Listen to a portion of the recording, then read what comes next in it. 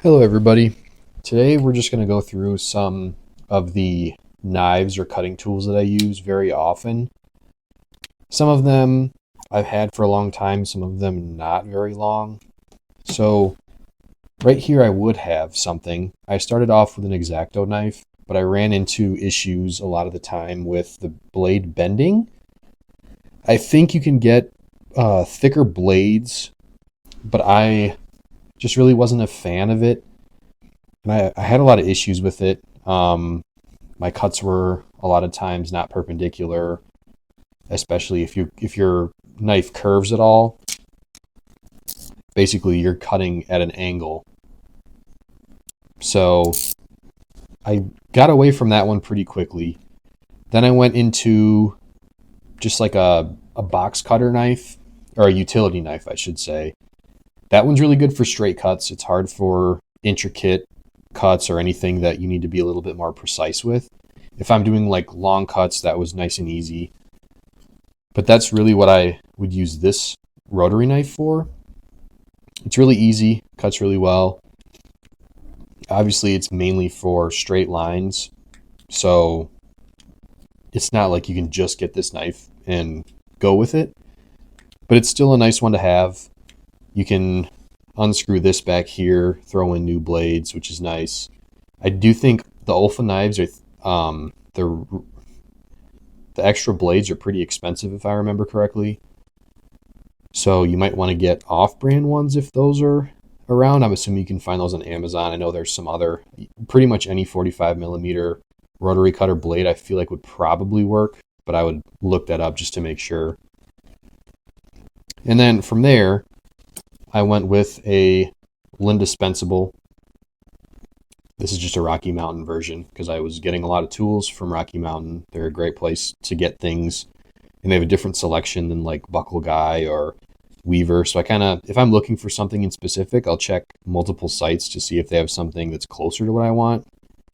But basically, all this is there's a removable blade in here. You unscrew these screws, and then the blade will move. The Lindispensable blade that I have in is from Chartermade, actually. And I think my issue with this is that I'm not great at sharpening knives yet, especially for harder metals.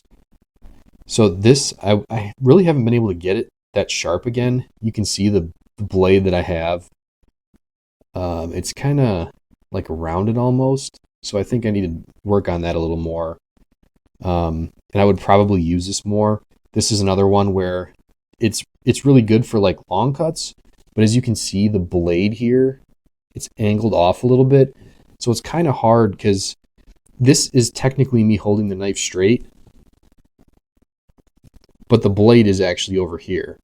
So a lot of times I would find myself when I'm cutting patterns, it was hard to actually hit the blade on the pattern or the pattern that I scratched into the leather.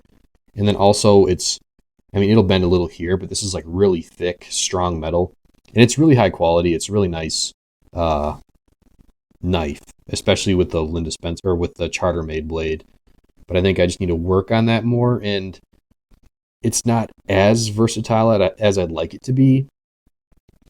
So that's when I started watching Mask on Leather a lot.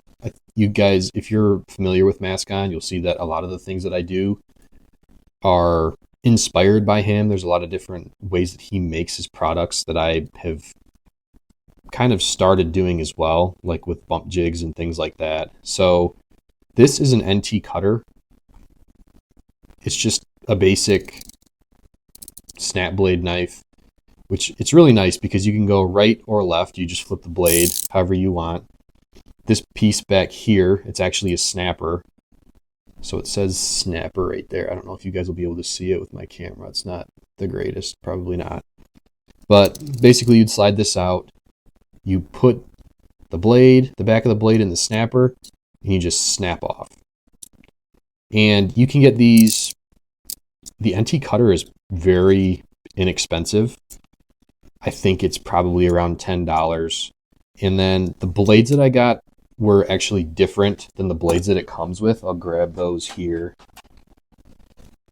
So I got the BD-50P, I know if you look on like Amazon or you're looking for NT cutter blades, they actually will say what each blade would be good for cutting. So like this one is leather and some other things, but I mean, look at all the blades that come in here. There's a ton of them. And basically you just pull one out that you want. That little red piece here sticks into that hole, and then you just slide it in and you're good to go. So it's really easy. There's no maintenance at all. And even the blades weren't that expensive. They might have been like $20 or $25, but I mean, this is going to last me a long time. I think I've gone through about 4 or 5 at this point. And this is pretty much all I use. There is a little bit of bending with the blade, but it's not nearly as bad as the X-Acto knives. And I'm kind of just over time gotten better with making sure that I'm keeping the blade straight up and down rather than curving and things of that nature. So this is definitely my number one knife right now. I pretty much use it for everything. But we'll take a look here at my Japanese skiving knife. This is also from Rocky Mountain. I think this is like a $50 skiving knife, which I got one because everybody loves them. And I wasn't really sure what I was going to use it for, but I'm starting to find myself reaching for this knife a lot more often than I was previously, just because of everything you can do with it. I mean, you can cut straight lines, you can skive, obviously, it's a skiving knife. You can clip corners to make them rounded. And I don't know, you just kind of find things here and there. It's like, oh, the skiving knife would work. I need a straight line, and they're so easy to keep sharp. And like, even if I have some tolerance where I have an overlap of leather, if I need to just cut that off, sometimes I'll just come here and I can just kind of just go straight down in it. So it's pretty easy to use. Like, I literally just went straight down. Obviously that first part didn't go through, but that's just kind of like showing you guys how you can use it, which that's why I have this piece of leather here. So now that we've gone through all of the knives, rotary knife is pretty easy. It literally just, as you can see, it's not very sharp. And yeah, there it is. Also be very careful with these because I cut into my finger before. But, I mean, it's easy. You get nice straight cuts, especially when you're holding this up against a straight edge. It's really easy to keep straight. It's not going to move on you. Obviously, this blade isn't bending at all. It's got nice support in between this piece that holds here and the back plate or whatever it's called. And the blade itself is pretty thick. It doesn't really move. So then from there, we'll do the rock. I mean, I haven't sharpened this in a while, so we'll see how sharp it is. Yeah. I will say the quality of the metal is really nice. It's just, I don't know what it is. I've had issues sharpening it, like you can see there, which that's probably just me. And I could spend more time on it and really dial it in to where I'm a lot better at getting this blade sharp, but it's kind of hard to justify doing that when I have this right here and I can just snap off a new sharp blade.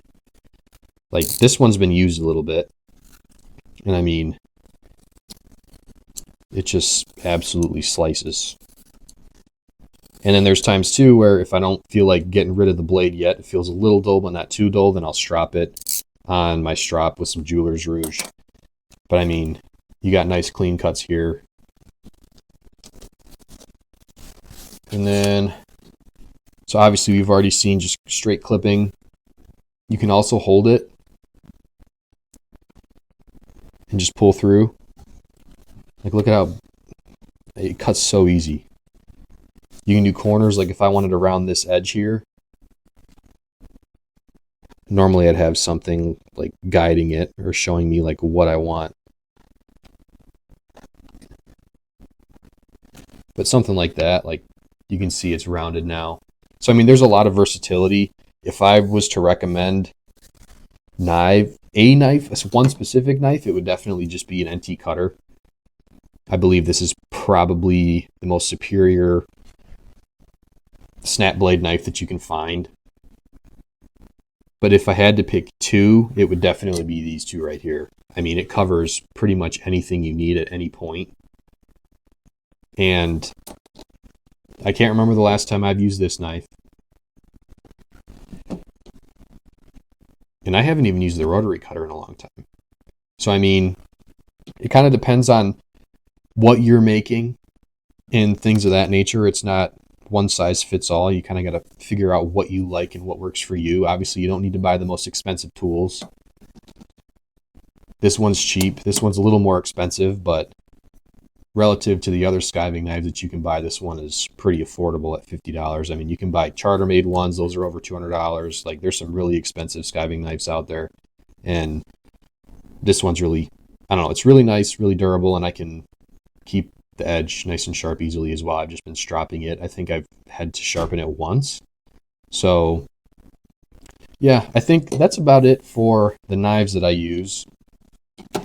I guess the two knives that I use most of the time. But I like to hear what you guys use. I'm always trying to learn, and I don't know, it's just cool seeing what other people do to make their leather wallets, or if anybody has any questions about how I do things. Obviously, I'm not an expert. I'm not going to pose and act like I am. But if there's anybody who has any questions or wants my opinion on anything, I would be sure to give it. But also take it with a grain of salt, because you never know if you're going to like a tool until you use it. So yeah, I hope you guys enjoyed the video, and I will see you later.